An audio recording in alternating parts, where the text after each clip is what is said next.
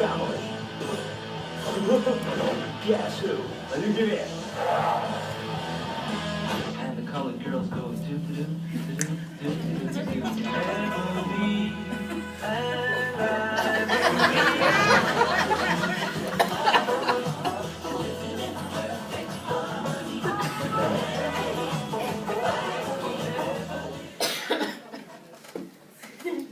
and I miss bringing that. Yeah, it's much fun too. Me too, America. Okay, so our topic is bicultural marriage. So how many people in here are in a bicultural marriage or relationship? I know, I use this example, I love you. But think about it. Is bicultural is it about skin color? Is it about religion? What is it about? How many people are married to somebody or in a relationship with somebody that's a different religion? Do you consider that bicultural? Mm-hmm. Yeah, especially after I went to his house.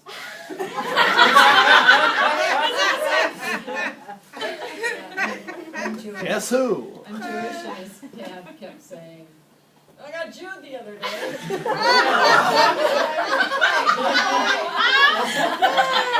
That was lovely. Oh my God. Well, I'm glad I'm not alone. So We had to have the talk.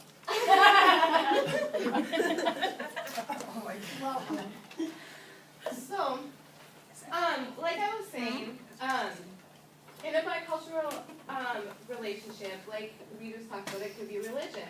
A lot of people confuse that with interracial relationships, which are a lot easier to tell because obviously color, okay?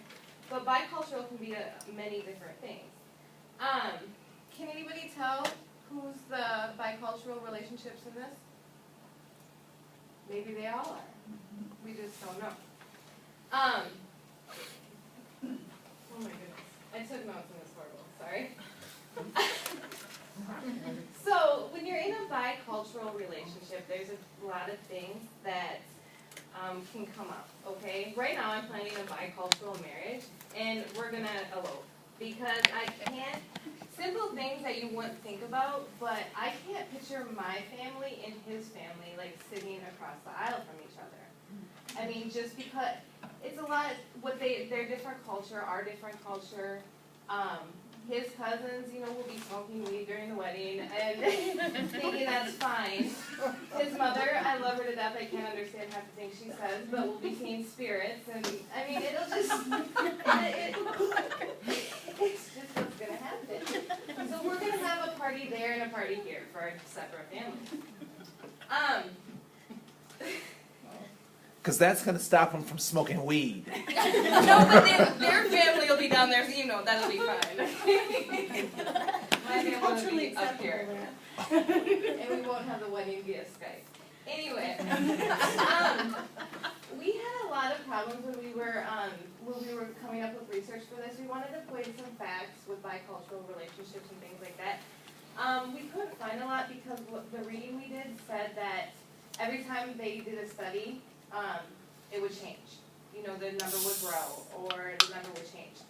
So I did find in the United States, intermarriage, and that means between ethnic groups in the study, has tripled in the last 3 decades. But 85% of new marriages and 92% of existing marriages in the United States are between spouses of the same ethnic or racial group. So ethnic and racial, I mean, it's still pretty much people kind of stay within themselves. Problems and challenges is in such marriages can range from basics in life, like food, finances, works, and politics. And let me tell you, food. Okay, I almost offended my new mother-in-law. Honestly, I mean, I didn't think about it, but she cooked. I can't understand her anyways. But she cooked turtle stew, which, yeah, I don't want to eat the sea turtles. But it was a special meal for me when I first met her, and I didn't know that. And thank God my fiance said something when he saw the look of horror on my face when I found out it was turtle stew. Otherwise, I could have offended her probably for life. And she sees spirits, so I don't want to mess with that.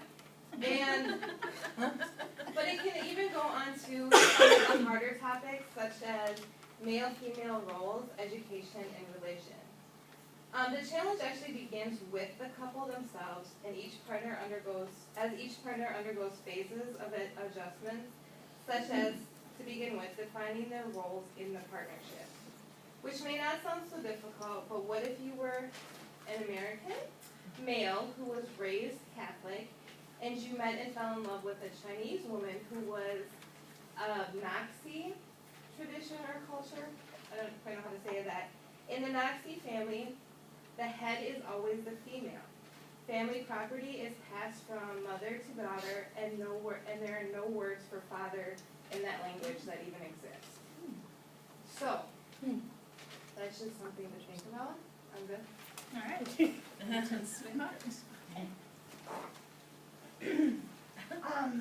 I kind of focused on children and children of bicultural relationships, whether it's religion or ethnicity or color. And there's no definitive answer in raising children anywhere.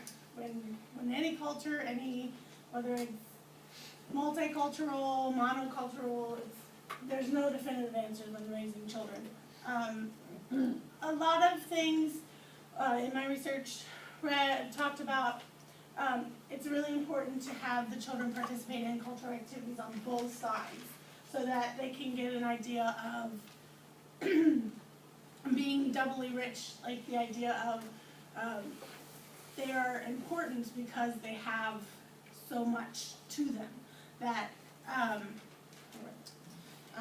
it helps them to help eliminate a feeling of being marginal, like on the sidelines and not fitting in. It's important to acknowledge the difference and facilitate the formation of a sense of pride in their children. They can tend to have cultural identification or racial identification issues, such as feeling marginal, especially if there's two languages being spoken. Not know it being part of one family who speaks Samoan and another family who speaks English. If the children don't speak English, that really doesn't help them connect with that parent's family. Also, if there tends to be a dominant culture in the family, that also can help cause the children to feel marginal. Some of the risks, helping the children find their identity and who they are.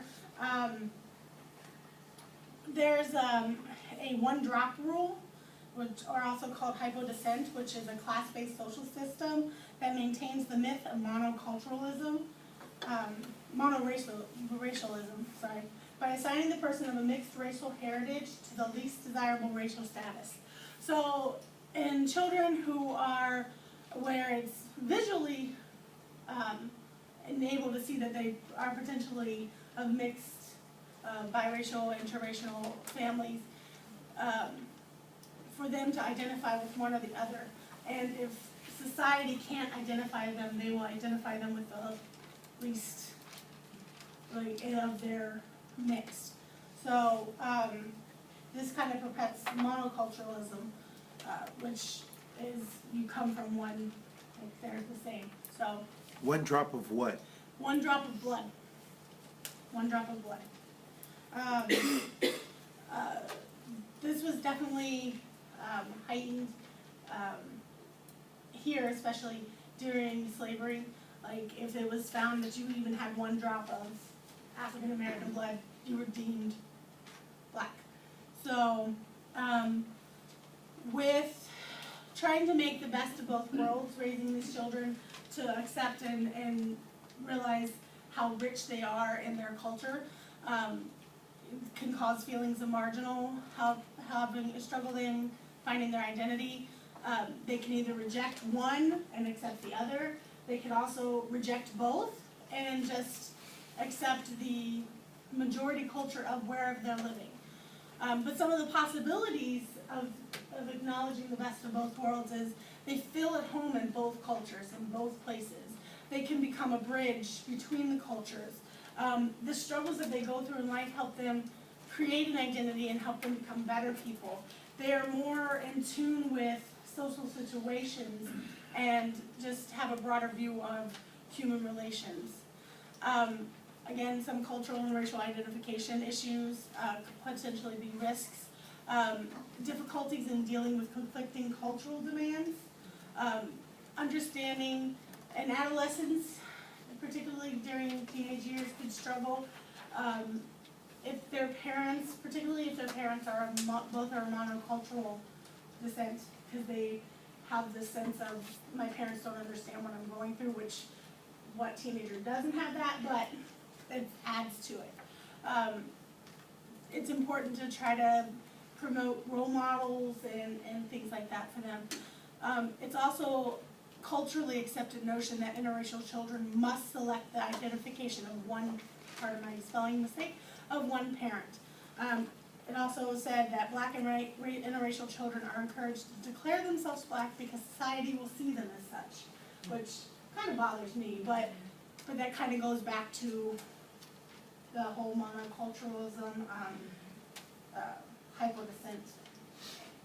So, and with education, when getting married and talking about children, talking about how you want to raise them, talking about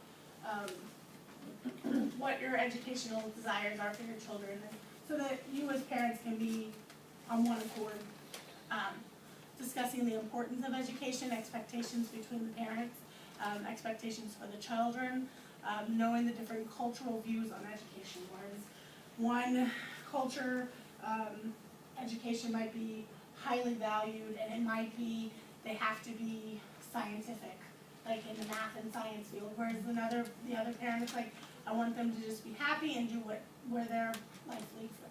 So that's where I am.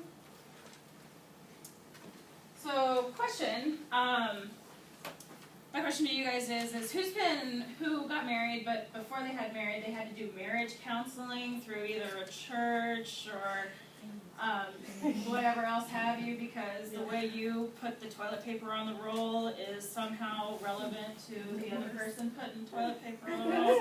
Just curious, the way you fold your socks. You know, that's my favorite. I'm agnostic and my husband's Catholic and his family's Catholic, so we actually looked at going to multicultural counseling because I had a huge problem had a huge problem with my husband wanting to baptize my son. Personal belief is to me is, how can somebody pure and innocent already be born with sin? And the whole point of baptism is to erase it, wash sin away. And so we had to work a lot of issues out on that one. So that's what I'm kind of going to be talking about, is cultural counseling a bicultural family. Seeking from assistance from a counselor who's experienced multicultural counseling, it's ideal as long as that multicultural counselor is quote-unquote liberal.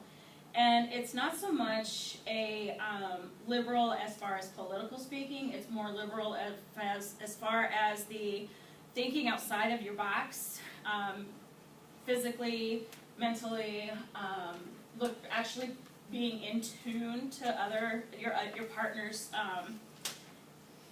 thought process, basically. And then they also want us to do a skilled therapist will constantly seek new ways to figure out how to treat said couple. Just because we sit across from one another, you know, some couples you cannot sit across from one another and talk about your issues. For example, your Middle Eastern women who wear the hijab, I can't, thank you. They are not allowed to look at their husband. They are to be 3 to 5 feet behind their husband when they walk. So if you're trying to counsel an American man with a woman who's hijab, and she's proud of who that is and what that's become of her, that's not going to work. So you have to make sure that that you're skilled in different ways in which that there's different types of exercises and tools that you have that will correlate with your couple that you're working with. And there's also, what I thought was really cool was this thing called Rule of 3. So whatever choice that you decide to enhance of yourself and others, you have to make that commitment, as well as find 3 positive reasons to be given of said choices. So I'm gonna say, okay, I'm gonna quit smoke. My husband and I don't smoke, but my husband smokes, or I smoke, my husband doesn't. I'm gonna quit smoking. Well, the 3 positive is that I'll live longer, it saves us money, and You don't smell. I don't smell, you know. I don't smoke, I'm sorry. So it's kind of that kind of a thing that you make a declaration and you find the 3 positive that coincides with that, with such given choice. So, on becoming an experienced multicultural counselor, it's actually quite interesting because you can't just declare yourself multicultural counseling. You have to actually be, you can actually be trained and supervised under the AMFT. And they can actually do courses for you, and you can actually be certified through that way. Also, you have to find a multicultural counselor who is certified and counseling as a multicultural counselor, and be part of their, or they can be your supervisor. Their supervisor can be their supervisee.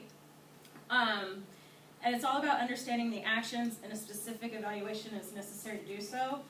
But what's difficult about that evaluation, like Carrie was saying, was that by the time these evaluations are edited, or researched, edited, and published, as soon as they're given, they're outdated.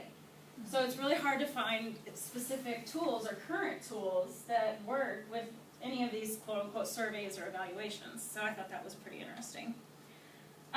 Cross-cultural counseling and supervision is defined, obviously, we're all in internships, practicums, that sort of thing.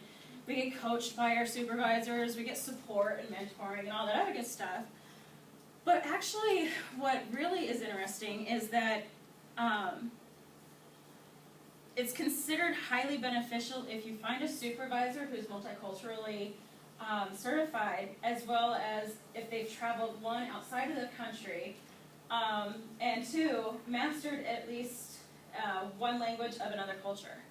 So it's highly beneficial if you can actually find said counselor and go from there. And again, like the Evaluating Multicultural Issues and Supervision, that questionnaire, it's great to have that tool, however, it's, again, outdated. So, again, the AMFT approves supervisor training, and the goal is to make the counselor multiculturally aware and can actually demonstrate competence of whichever culture they're working with, whether it be Somali, whether it be the Noxie women, whether it be the Western Apache or Chippewayan. You know, it's the all-encompassing of just being competent and able to, and confident as well, to be able to speak with whomever you're working with at that time. As far as another thing that I found too, as far as training is concerned, another thing that they mentioned that was highly beneficial as well is that if you have a supervisor who is also different backgrounds, including variations within the groups too. So let's say I'm working with an African American. I'm kind of backing up with what Stephanie was talking about, how African Americans register themselves as people from Africa. So if I'm working with an African American and she has an office of African American, she might be Nigerian, the other one might be Egyptian, the other one might be, so there's all those subcultures that are within that facility that they find that if you can find yourself in there, that would be preferably. Another abstract way of looking at it too is special needs children. That's also a culture in itself, being a family of special needs. Like I said, I've mentioned before, my son's autistic, and I was like, okay, what do I need to do to get my son help? And my family, his family, they're like, oh, don't talk about it, it's taboo, or, don't do this, and you'll make him special, and he's labeled, and so there was a lot of cross-cultural, condensation or condescending remarks as far as budding, as far as how to care for our child. And so it would have been so much beneficial to be able to find a multicultural counselor who was experienced in special needs to say, okay, it's not the death of normal, this is just your new normal. And that's actually what drove me to become a graduate student here, is to get that experience. Because you don't find it at all when it comes to special needs. And it's very rare, and as you can see between all the training and supervisor and supervisee requirements, how tricky it can be to become a certified or a well competent multicultural counselor. So, and that's all she wrote. So.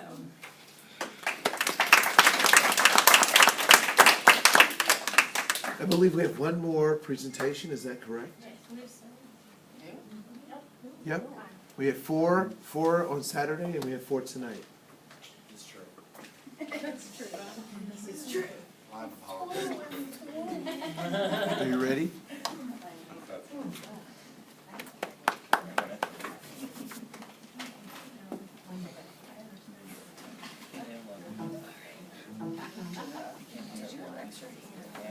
She does.